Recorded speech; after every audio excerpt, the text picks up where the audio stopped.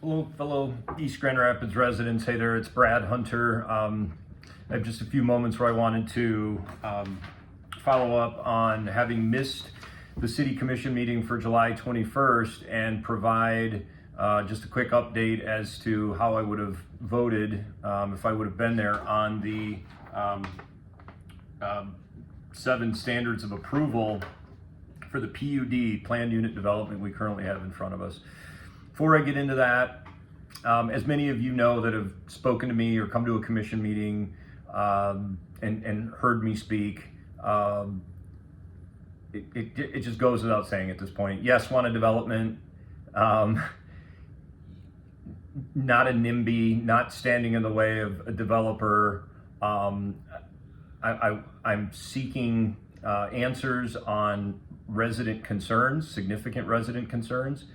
And I'm looking to my city government to reassure all of us that this process is being run with their end goals in mind. Unfortunately, what we have hanging over us is a process that to many residents has been significantly slanted in favor of the approval for the developer. So along the way, it became clear to us and we began getting quite concerned. For those of you who haven't been kind of following with every single twist and turn, maybe some of you have heard like, hey, there's something, going on with regards to the approval and there's a group of citizens and blah, blah, blah. There's always a group of citizens. It's mainly for most of our residents, density and the host of concerns that come with it, like traffic safety and pedestrian safety, parking. It's the actual process of placing all of these studies that we need answers on in order to make a fully informed decision before approving it, is getting our hands on some valid studies. So we've got process-oriented questions. And then we've got brownfield negotiation concerns. We're placing the negotiation of our residents behind the wishes of the developer to get his tax credits and his tax incentives. So we have valid concerns. They're as valid as the city wants to make them. And unfortunately, to myself, a few other commissioners, and the residents that I'm referring to, which are, as of last count on, the 500 or so people who came to the February 17th EGR high school meeting, nearly 3/4 were on some level hesitant about what was happening in Gaslight. And I guess I just wanted to create a video saying, here's kind of why. We were asked on the 21st to weigh in on 7 different standards. The first of which is this a valid PUD? That's standard 1. Yes, it is. Standard 2 asks us to analyze the proposed PUD with its impact on the community. And is it consistent with the city's master plan? The master plan is outdated.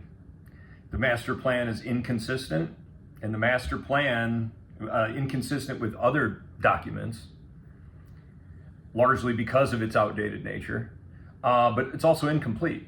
So master plans are kind of like a Christmas wish list. It's very aspirational. There's a lot of words like may or maybe, could be.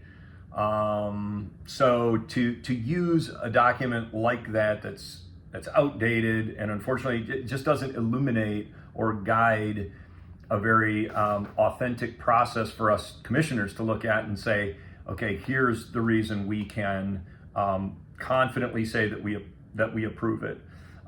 There's very scant mention of PUD at all within the master plan, and the evidence that it does provide for what we should do within Gaslight Village is contradictory of what's being done there. So for standard B, again, I'm unequivocally stating that this standard is not met. Standard C asks, the proposed PUD shall be designed, constructed, operated, and maintained in a manner harmonious with the character of the adjacent property, character of the surrounding uses of land, the character of the natural environment and capacity of public services and facilities affected. The word character is applied to each of the next phrases following each comma. So character of adjacent property, character of surrounding uses of land, character of the natural environment. Let's just stop right there. There's no green space in this PUD. I'm not sure what the other commissioners were looking at.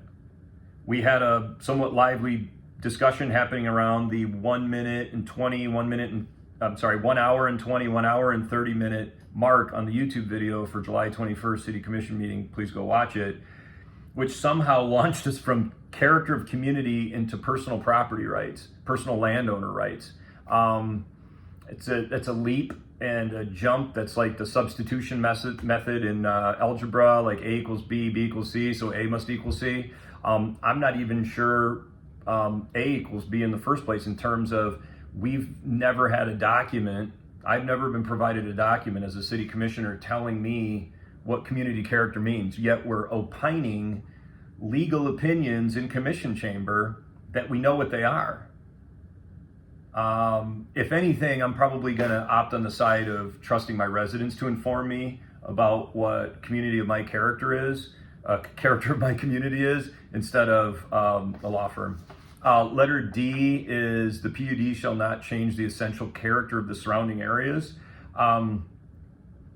We have some justification in here saying, well, the height of the buildings are such that they're compared to Blodgett Hospital, 1.5 miles away. The problem I see with that is, again, we're using now a variety of different justifications to arrive at a very, very important decision. We've now been told we could use the 2004 PUD, the 2018 master plan, the current zoning ordinances, and just a whole host of interpretive legal opinions.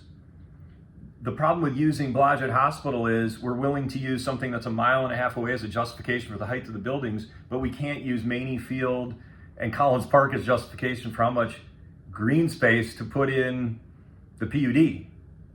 But all of a sudden we're citing property owners' rights as if on a very elementary, childlike level that I don't know what property value, personal property owner rights are.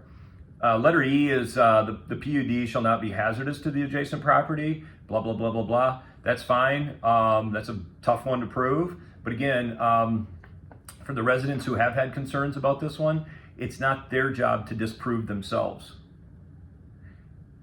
They pay taxes here. They have a right to come in and ask for this, and they have a right, the city has a right to disprove them.